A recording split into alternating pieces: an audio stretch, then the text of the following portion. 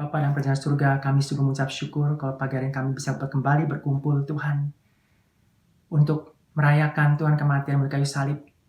Kami bersyukur Tuhan Yesus karena dengan kematian-Mu di kayu salib pada hari ini, 2000 tahun yang lalu, kami boleh melihat kemenangan, boleh melihat ada pemulihan, ada pekerjaan-Mu Tuhan yang dinyatakan dalam hidup kami secara pribadi. Kami berterima kasih Tuhan sekali lagi kalau kami belum menjadi jemaat di mana alam maut tidak akan mungkin dapat menguasai kami lagi. Terima kasih karena pekerjaan begitu luar biasa Tuhan. Tidak satu pun dan siapapun yang sanggup melakukannya selain daripada Engkau. Kami bersyukur pada pagi hari ini kami sebagai jemaat TB3 membuka hati kami untuk kami siap mendengar firman-Mu bersama-sama. Biarlah mata hati kami Tuhan bisa terbuka melihat kebenaran firman-Mu. Dan kami bisa dilembutkan hatinya untuk kami bisa menerima firman-Mu dengan hati yang haus dan lapar Tuhan. Terima kasih untuk pagi hari ini. Di dalam nama Tuhan Yesus kami berdoa. Amin. Amin. Selamat pagi jemaat CB3. Pagi hari ini kita akan mendengar firman Tuhan di hari yang sangat luar biasa. Hari di mana Tuhan kita Yesus Kristus telah mati kayu salib, menebus segala dosa kita, mengampuni segala pelanggaran kita, menutup masa lalu kita, bahkan mengampuni segala dosa-dosa kita untuk selama-lamanya. Ya, pagi hari ini kita akan membuka satu firman Tuhan di Matius 27 ayat 16 sampai 26. Dan pada waktu itu ada dalam penjara seorang yang terkenal kejahatannya yang bernama Yesus Barabas. Karena mereka sudah berkumpul di sana, Pilatus berkata kepada mereka, "Siapa yang kamu kehendaki kebebasan bagimu, Yesus Barabas atau Yesus yang disebut Kristus?" Ia memang mengetahui bahwa mereka telah menyerahkan Yesus karena dengki. Ketika Pilatus sedang duduk di kursi pengadilan, istrinya mengirim pesan kepadanya, "Jangan engkau mencampuri perkara orang benar itu, sebab karena dia, aku sangat menderita dalam mimpi tadi malam."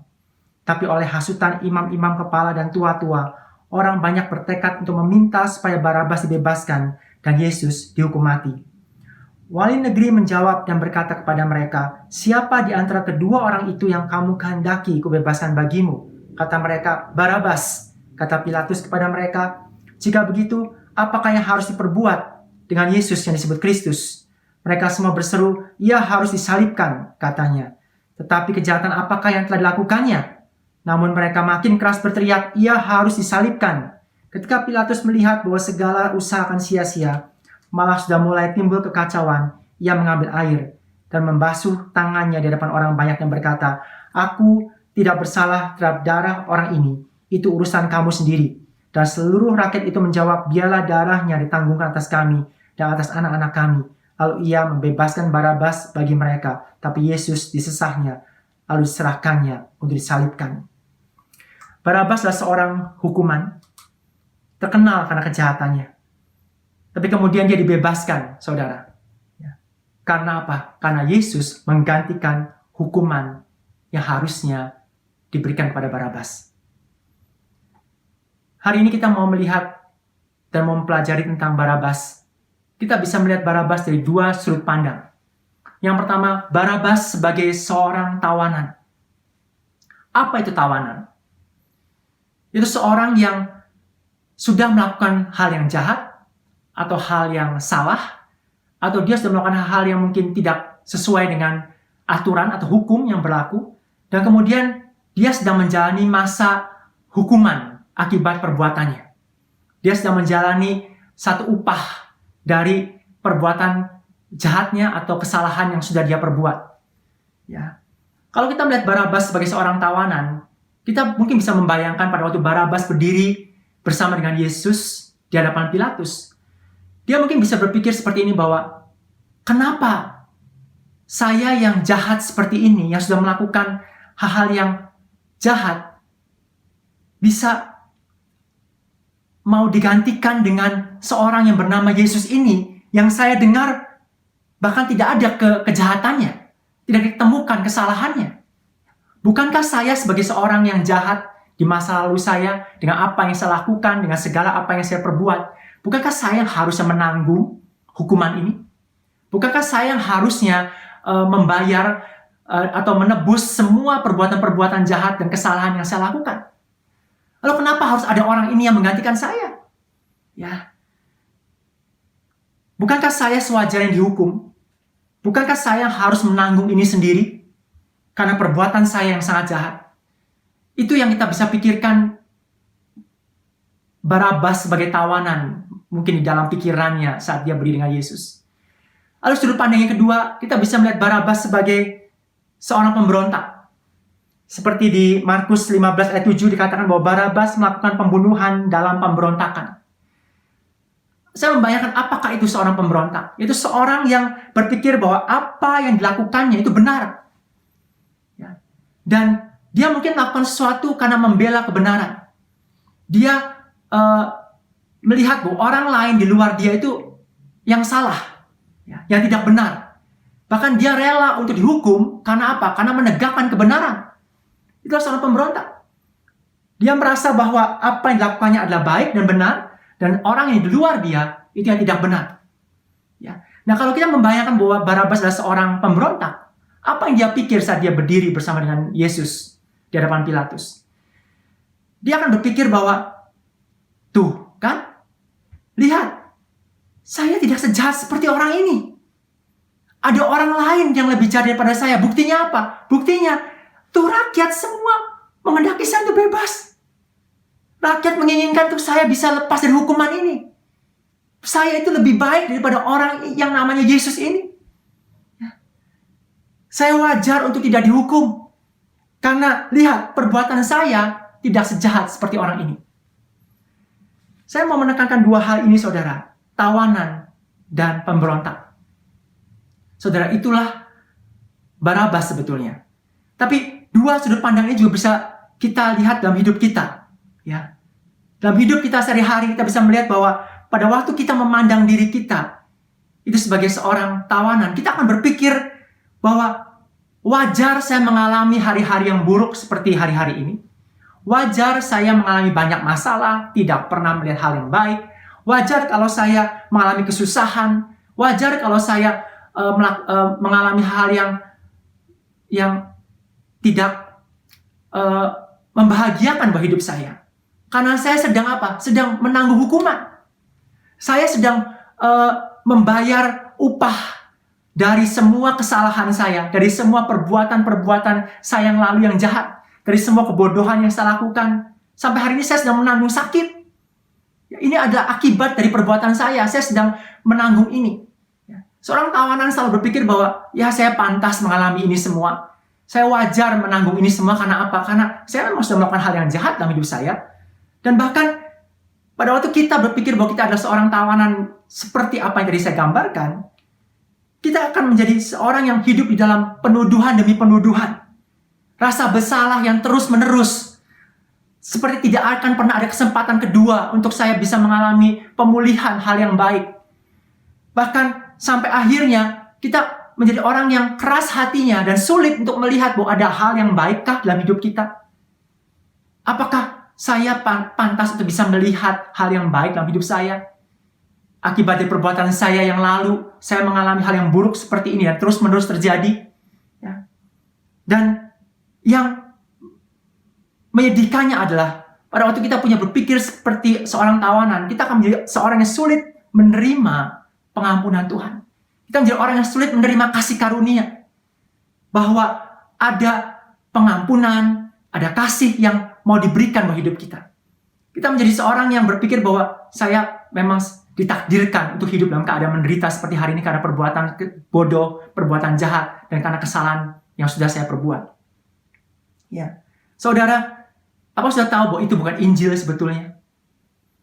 Ya. Jangan masuk lagi ke dalam satu deretan orang-orang dalam sejarah di mana orang-orang yang sepanjang hidupnya berjuang untuk menebus kesalahannya sendiri, berjuang untuk membayar perbuatan-perbuatan jahat atau kebodohan atau salah keputusan yang mereka lakukan di masa lalunya. Dan sepanjang hidupnya mereka selalu mau berusaha untuk memperbaiki dengan kekuatan mereka, dengan cara mereka sendiri, dengan kepandaian mereka. Dan kita menemukan banyak sekali dari mereka yang akhirnya di ujung akhir hidup mereka, yang mereka temukan adalah mereka menjadi orang-orang yang pahit, kecewa dengan kehidupan, ya.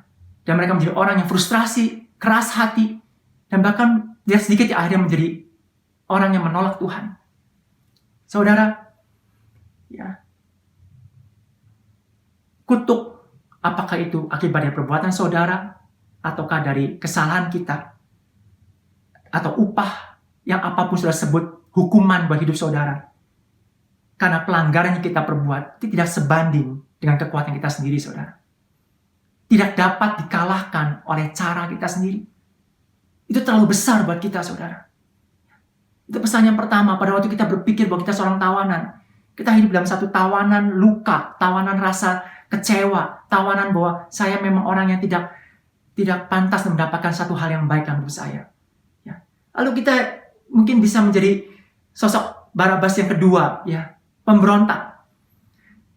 Pada waktu kita berpikir dan punya cara pandang hidup kita itu sebagai pemberontak, ya, kita akan menjadi orang yang selalu berpikir bahwa kita itu orang yang benar. Bahkan kita lebih benar daripada orang lain. Dan sampai akhirnya kita juga masuk dalam titik di mana kita tidak akan pernah bisa menerima pengampunan Tuhan yang sejati. Kenapa? Karena kita merasa saya nggak ada salahnya. Apa yang salah dalam diri saya? Bahkan kalaupun saya punya kesalahan saya jauh lebih sedikit dibandingkan dengan orang lain. Kita menjadi satu pribadi yang mudah sekali untuk melihat bahwa orang lain tidak mengerti, orang lain kurang melihat apa yang baik. Ya, kita lebih mudah untuk mengkritik, melihat bahwa ini orang yang salah, saya lebih tahu apa yang benar. Lalu kita mulai melihat bahwa hidup kita itu sepertinya hidup yang betul-betul tidak punya kesalahan. Kalaupun ada kesalahan kita perbuat tidak sebanyak seperti orang lain. Saudara, orang seperti ini, itu adalah orang yang akhirnya sulit juga untuk menerima pengampunan. Pada waktu kita masuk ke titik di mana kita hidup dalam pikiran yang seperti ini, kita akan menjadi orang yang selalu mudah sekali melihat bahwa ini kekurangan, harusnya nggak seperti ini yang harus diperbaiki, dia yang harusnya bertobat, dia harus berubah, ya pantesan dia mengalami seperti itu, ya karena dia begini, ya saya pasti nggak akan mengalami seperti itu, karena saya lebih baik, karena ini. Itu yang selalu kita pikir, saudara. Ya. Kita hidup di dalam pertobatan yang semu. Kita bisa bilang bahwa kita bertobat, tapi sebenarnya itu bukan pertobatan sejati, saudara. Kita hidup dalam satu kesombongan yang tersembunyi. Ya, pada waktu kita memiliki pola pikir sebagai seorang pemberontak. Seorang pemberontak adalah seorang yang selalu menunjuk dan selalu mudah menemukan kesalahan dan juga ketidaksempurnaan orang lain. Ya. Saudara, Barabas atau Yesus? Ya.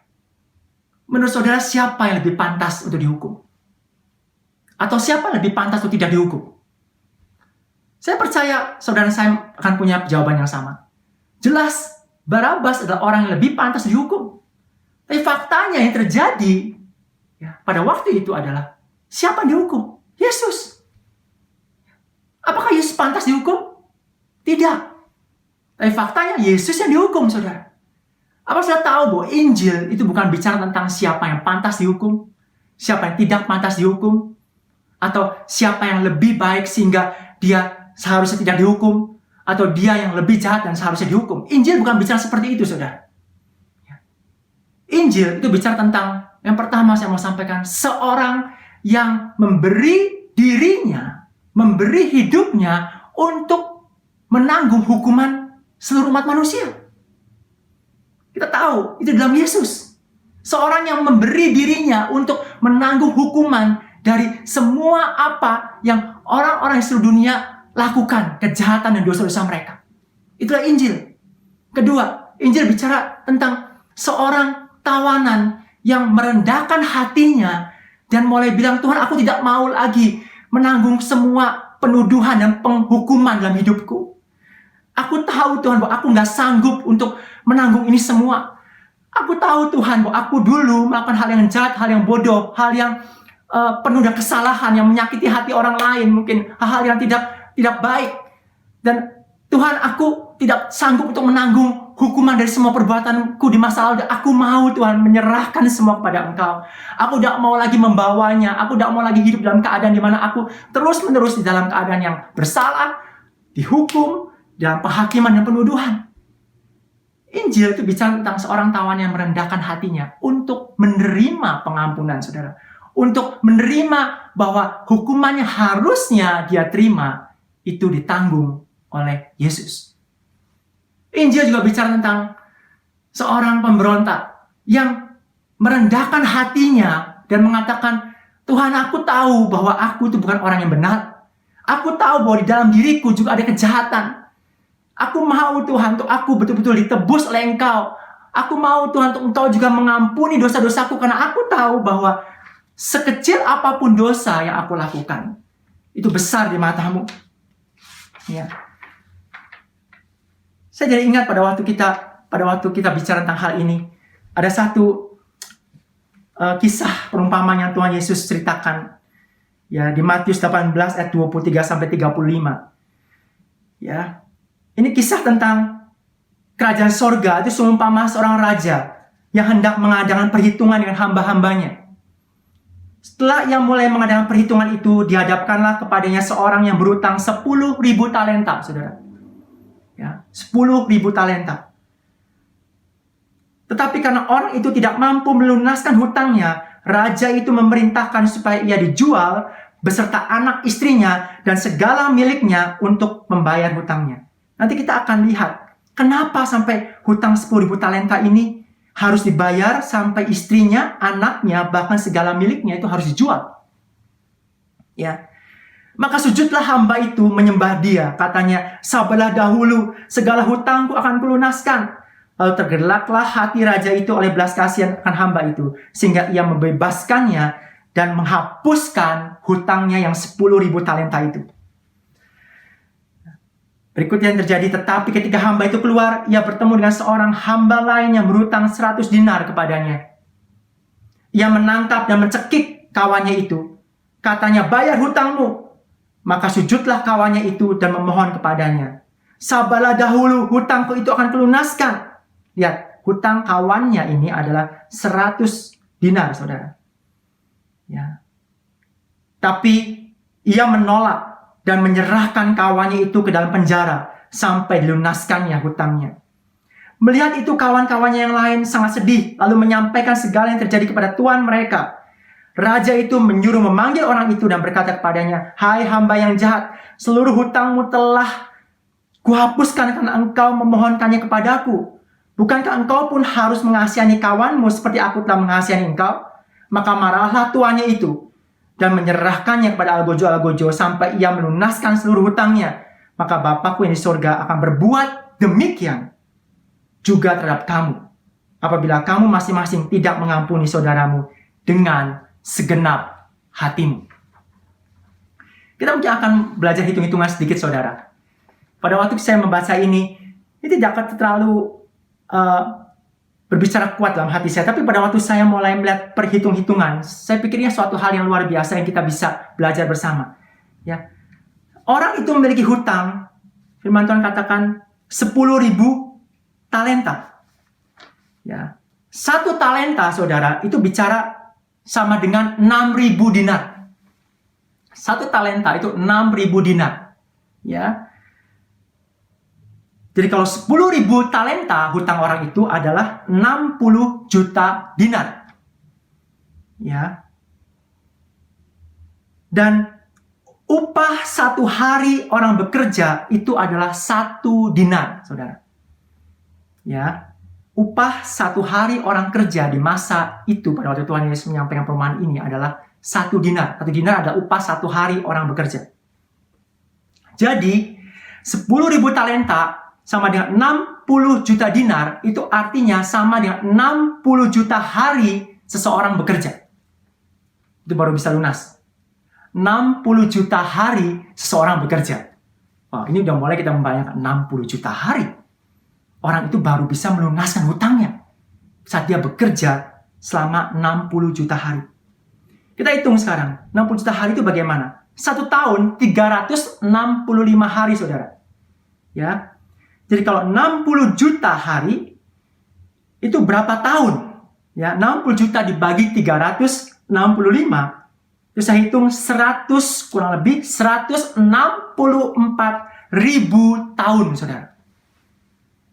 164.000 tahun seorang bekerja yang full. Ya, bayangkan 164.000 tahun seorang bekerja. Kalau umur seorang 70 tahun, ya, dari mulai dia lahir sampai dia meninggal 70 tahun. Saya mengambil asumsi dari mulai seorang bayi lahir, langsung hari pertama dia bekerja, saudara. Ya, supaya lebih mudah kita menghitungnya. Jadi, bayi itu lahir, hari pertama dia bekerja, kemudian 70 tahun, kemudian dia meninggal. Saudara bayangkan 164.000 tahun, ya, itu artinya sama dengan 2.300 kali seorang itu hidup dan mati. 2.300 kali seorang itu hidup, mati, hidup, mati, hidup, mati. Kalau setiap kali dia hidup, dia bekerja 70 tahun. Ya. Itu dia harus melakukannya selama 2.300 kali 70 tahun. Saudara bisa membayangkan, apakah mungkin hutang ini dibayar? Apakah mungkin hutang 10.000 talenta ini bisa dibayar? Mustahil. Itu sebabnya kenapa raja itu bilang istrinya, anaknya, semua harta miliknya itu dijual. Karena hidupnya orang itu saja sendiri sudah tidak akan mungkin mampu melunaskan hutangnya. Ya, bayangkan, perlu 2.300 orang berarti yang menggantikan hutang orang ini, itu pun kalau mereka bekerja semuanya selama 70 tahun dan tidak pernah berhenti. Ya. Ini bukan satu yang kecil, saudara. Pada waktu raja itu menghapuskan hutangnya, itu dia menghapus hutang yang besar. Ya. Tapi sayangnya, orang ini pada waktu keluar bertemu dengan kawannya, hutangnya 100 dinar. 100 dinar itu bagaimana hitungnya, saudara? 1 dinar itu upah bekerja 1 hari. Berarti dia itu perlu hanya bekerja 100 hari untuk bisa melunasi hutangnya. Bayangkan dengan orang itu yang punya hutang dengan si raja, perlu melunaskannya 2.300 kali seumur hidupnya. Baru dia bisa melunasi. Tapi yang 100 hari bekerja itu, dia kejar dan dia tunjuk dan dia bilang bahwa kamu harus melunasi hutangnya. Saudara, ya, kenapa kita bisa berpikir seperti seorang pemberontak bahwa saya itu benar, orang lain itu yang tidak benar? Ya. Dan kenapa saya perlu untuk mengakui kesalahan saya? Karena saya tidak melakukan kesalahan seberat seperti orang lain. Kenapa, saudara? Karena orang tersebut tidak menyadari seberapa besar dosanya di hadapan Allah. Pada waktu kita, saudara, punya berpikir seperti pemberontak itu, kita akan menjadi orang yang tidak pernah menyadari seberapa besar dosa kita di hadapan Allah. Ya, kita sering berpikir bahwa hutang dosa kita itu jauh, ya, lebih sedikit daripada orang lain. Tapi apa sudah tahu bahwa dari firman Tuhan ini katakan bahwa di hadapan Allah, seberapapun yang saudara pikir dosa saudara kecil, itu nggak kecil, saudara. Itu besar. Itu besar. Ya, itu besar. Jadi, kita perlu menyadari bahwa inilah yang firman Tuhan katakan buat kita. Kita sendiri tidak akan pernah bisa mengubah sifat pemberontak dalam diri kita, yang selalu menganggap diri kita benar. Firman Tuhan katakan sikap hati kita itu licik. Tidak ada siapapun yang mengetahuinya, bahkan kita pun sendiri tidak menyadari hati kita yang licik itu. Kita selalu mudah merasa diri kita lebih baik. Kita selalu mudah merasa diri kita lebih benar. Kita selalu lebih mudah untuk menunjuk orang lain dan menemukan kesalahan dari orang lain. Ya, kita selalu bisa bilang bahwa I'm okay, saya sudah baik kok. Dia yang ada masalah. Dia yang harusnya bertobat. Dia yang harusnya dihukum. Dia yang harusnya membayar kesalahannya. Saya nggak seberat seperti dia. Itu yang selalu kita mau bangun kadang-kadang dalam hidup kita. Saudara, ya, apakah saudara tahu bahwa itu bukan yang Tuhan mau? Itu yang bukan Tuhan mau, saudara. Ya. Pesan saya, apakah kita memiliki cara pandang sebagai tawanan, ya, yang selalu hidup di dalam rasa bersalah, penuduhan, penghakiman? Ataukah kita memiliki cara pandang sebagai pemberontak yang selalu berpikir bahwa kita itu benar, orang lain lebih salah daripada kita? Pesan saya adalah, kita sama-sama harus berdiri di hadapan Yesus dan jangan menghindar.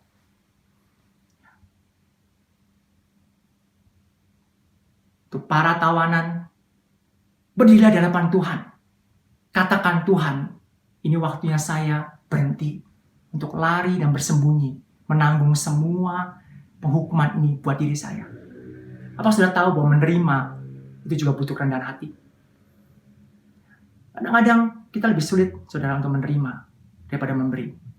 Tapi apa sudah tahu bahwa untuk menerima pengampunan dan menyerahkan rasa bersalah, penghukuman, bahwa kita itu melakukan banyak kesalahan, itu sesuatu yang kadang-kadang tidak mudah. Tapi yang Tuhan mau. Jangan menghindar, berhenti untuk berlari dan bilang bahwa ini memang harus saya tanggung sendiri. Ini harus saya tebus sendiri, ini harus saya bayar sendiri. Ini biar saya ngalamin, biar saya yang tanggung. Bahkan sampai ada orang yang memilih untuk menghancurkan dirinya sendiri, bahkan membunuh dirinya sendiri karena dia merasa bahwa ada bagian dari hidupnya yang tidak bisa dia terima. Kesalahan dia di masa lalu, saya harus bayar. Dan ada selalu rasa bersalah yang begitu besar sampai dia mengakhiri hidupnya. Apa sudah tahu bahwa itu bukan yang Tuhan mau? Berhentilah untuk mengatakan bahwa saya yang mau menanggung ini. Jangan engkau, Tuhan. Saya nggak mau ke gereja kalau saya nanti tunggu beres dulu. Saya nggak mau datang sama Tuhan Yesus kalau nanti saya pulih dulu. Kalau saya benar-benar sudah beres dengan hidup saya, baru saya datang sama Tuhan. Apa sudah tahu bahwa itu bukan Injil? Stop, berhentilah untuk menjadi orang-orang yang mau berusaha untuk menyelesaikan rasa bersalah, penghukuman hidup saudara dengan cara saudara sendiri. Saudara perlu seorang tawanan gak akan pernah bisa melepaskan tawanannya dengan dirinya sendiri. Dia perlu orang lain, saudara, yang melepaskan tawanan itu. Dia perlu orang lain yang melepaskan belenggu itu, saudara. Yaitulah Yesus. Untuk para pemberontak, kita semua yang punya pikiran seperti pemberontak, yang seringkali merasa diri kita benar. Jangan menghindar. Jangan menghindar dengan bilang bahwa saya baik. Kenapa saya harus datang sama Tuhan Yesus? Atau apa yang perlu saya lakukan? Saya nggak perlu bertobat lagi. Saya sudah beres. Saya nggak perlu lagi untuk merendahkan hati lagi dan meminta Tuhan ampuni saya. Apa yang perlu? Saya sudah selesai. Saya sudah baik. Orang ini yang perlu untuk menyelesaikannya. Orang ini yang harus membereskannya. Saya sudah pulih kok. Apa sudah tahu bahwa itu bukan Injil? Tuhan mengendaki kita semua datang dengan hati yang haus, hati yang lapar. Sebagai orang yang miskin di hadapan Tuhan, bahwa Tuhan, aku selalu mau membutuhkan pengampunan dari Engkau. Aku bukan orang yang benar. Aku bukan orang yang lebih baik daripada orang lain. Aku bukan orang yang lebih sempurna daripada orang lain sehingga aku bisa merasa bahwa orang lainlah yang berhak untuk dihukum dibanding dengan aku. Saudara, stop untuk membenarkan diri saudara. Bawa semua pemberontakanmu, bawa semua kemunafikan kita, bawa semua kesombongan kita, bawa semua rasa paling baik dan rasa paling benar kita kepada Yesus. Seperti seorang tawanan yang membawa semua perasaan bersalahnya, membawa semua penghukuman dari kebodohan dan dosa-dosanya dan kejahatan di masa lalunya dan menyerang kepada Yesus. Demikian juga kita, para pemberontak, perlu untuk membawa rasa benar kita, rasa paling baiknya kita, rasa kita adalah orang yang sempurna, kemunafikan kita, kesombongan kita perlu bawa sama Tuhan. Saya tidak mau lagi untuk hidup dalam keadaan yang seperti itu. Saudara, sekali lagi saya mau katakan, Injil itu bukan bicara tentang siapa yang pantas dihukum dan siapa yang tidak pantas dihukum. Karena kenyataannya, saudara dan saya adalah orang hukuman yang tidak akan pernah bisa membebaskan diri kita sendiri. Di masa-masa seperti sekarang, kita mudah untuk melihat, wow, ini orang sedang dihukum sama Tuhan karena hal-hal mungkin yang dia lakukan. Oh, kalau saya lebih baik, jadi saya tidak dihukum. Itu bukan Injil. Injil nggak bicara seperti itu. Injil bicara ada seorang yang namanya Yesus yang hari ini mati buat saudara dan saya, yang menanggung semua hukuman kita dari semua perbuatan-perbuatan kita. Dia yang datang untuk mengambil semua kesombongan kita, merasa diri kita lebih baik, dan kita merendahkan hati kita kepada dia untuk dia menebus kita juga, untuk dia mengampuni kita juga, saudara. Ini bukan tentang bicara siapa yang pantas atau siapa yang layak, dan siapa yang tidak pantas atau siapa yang tidak layak. Kita perlu rendah hati untuk berdiri dan membiarkan dia mengambil semuanya dan menanggung semuanya supaya kita dibebaskan. Berdirilah, saudara, di hadapan Yesus. Berdiri di atas platform itu. Jangan menghindar.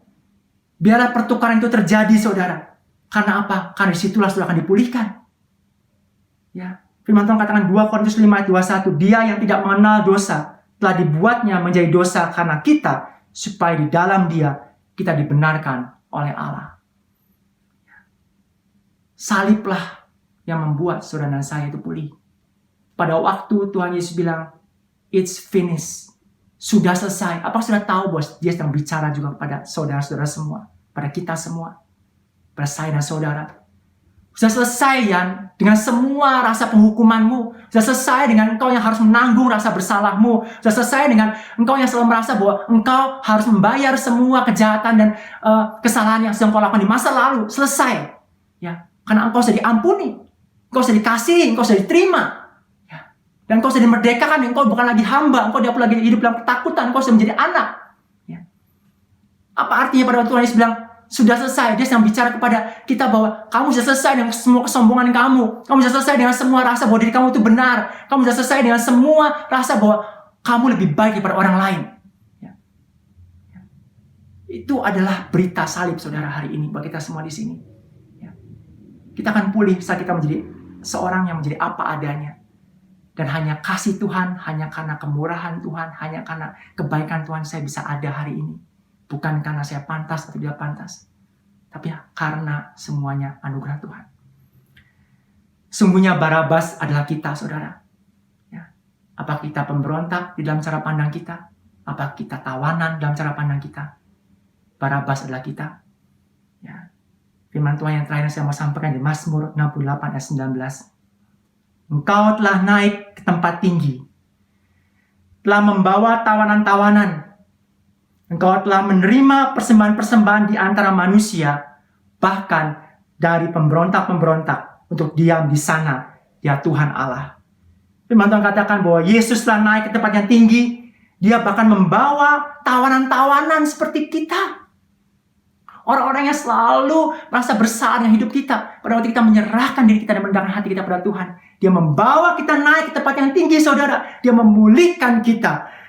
Dia membawa kita menjadi anak-anaknya. Ya. Dan bahkan firman Tuhan katakan bahwa Dia menerima persembahan-persembahan bahkan dari para pemberontak, dari orang-orang yang sombong, dari orang-orang yang merasa bahwa dirinya yang paling baik. Ya, kita perlu untuk menyerahkan ya hidup kita. Tuhan, Engkaulah yang paling sempurna, Engkaulah yang paling baik. Tidak ada yang baik dari diriku. Engkaulah yang paling mulia. Engkaulah yang paling benar. Tidak ada yang benar dari diriku. Kenapa aku harus menghakimi orang lain? Kenapa aku harus mengatakan bahwa aku lebih pantas daripada orang lain? Persembahkan itu kepada Tuhan. Karena persembahan seperti itu adalah persembahan yang Tuhan terima, saudara. Ya. Saya bersyukur hari ini bahwa Tuhan menerima tawanan dan pemberontak seperti kita. Ya, untuk itulah Dia ada di kayu salib. Saya mengundang saudara untuk berdoa sebentar. Saya tutup firman Tuhan pada pagi hari ini. Saya percaya bahwa firman Tuhan ini berbicara buat kita semua di sini hari ini. Dan firman ini tidak akan ada artinya saat kita tidak sungguh-sungguh datang kepada Tuhan dimanapun saudara berada. Di rumah saudara, di tempat kos saudara. Dimanapun saudara berada pada pagi hari ini. Satu pesan yang saya sampaikan. Injil itu bukan bicara tentang siapa yang pantas dihukum dan siapa yang tidak pantas dihukum. Injil itu bicara tentang kerendahan hati saudara. Bahwa ada seorang yang mau menanggung semuanya itu buat saudara dan saya. Firman ini akan ada artinya saat kita betul-betul merendahkan hati kita kepada Tuhan saat ini. Siapapun saudara dan saya, apakah saudara hari ini sebagai tawanan atau pemberontak, rendahkan hatimu. Katakan, Tuhan, aku mau untuk Engkau menggantikan aku. Aku lelah Tuhan dengan semua beban hukuman yang selalu aku pikul. Aku lelah dengan semua rasa benar yang aku selalu mempertahankan di dalam hidupku. Aku mau bawa semua kepada Tuhan. Aku mau minta ampun kepadamu. Aku mau bertobat dari semua cara pandangku yang salah. Bagi saudara yang belum pernah menerima Yesus pada pagi hari ini, hari ini Tuhan Yesus berbicara pada kita semua. Aku ada di hadapanmu. Berhentilah menghindar, saudara. Berhentilah menghindar. Kristus bukan untuk orang-orang yang sempurna. Yesus bukan untuk orang-orang yang baik. Yesus adalah untuk saudara dan saya. Yesus adalah untuk tawanan dan para pemberontak seperti saudara dan saya dan seperti Barabas. Dia ada buat saudara. Pada waktu saudara mengatakan aku mau hari ini, membiarkan Tuhan Yesus menukarkan semua hukumannya harus aku tanggung kepada Dia. Ikuti doa saya pada pagi hari ini. Tuhan Yesus, Aku telah mendengar firman-Mu, aku mau membiarkan Engkau pada pagi hari ini untuk menggantikan aku. Menggantikan semua hukuman atas segala dosa yang aku harusnya tanggung. Aku mau menerima Engkau sebagai Tuhan dalam hidupku. Aku bersyukur karena Engkau sudah mati di kayu salib untuk menggantikan aku. Aku adalah Barabas. Aku adalah pemberontak dan aku juga adalah tawanan. Aku mau Engkau menggantikan aku. Aku tidak mau menanggung ini semua sendiri. Dan biarlah Engkau yang menyelesaikannya di kayu salib.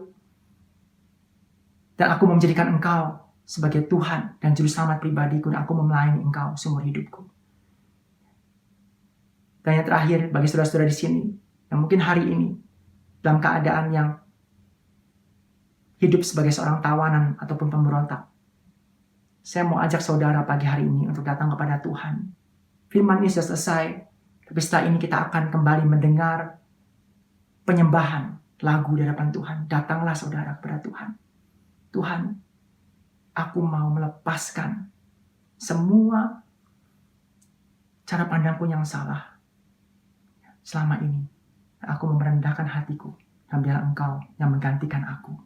Engkau yang menebus aku. Engkau yang membayar semua hukuman, dosa, kesombongan, dan kemunafikanku. Terima kasih Tuhan untuk pagi hari ini. Kami mengucap syukur untuk firman-Mu. Biar firman ini benar-benar bisa berbicara kuat dalam hati kami semua di sini. Terima kasih. Terima kasih Tuhan. Di dalam nama Tuhan Yesus, kami berdoa dan mengucap syukur. Amin.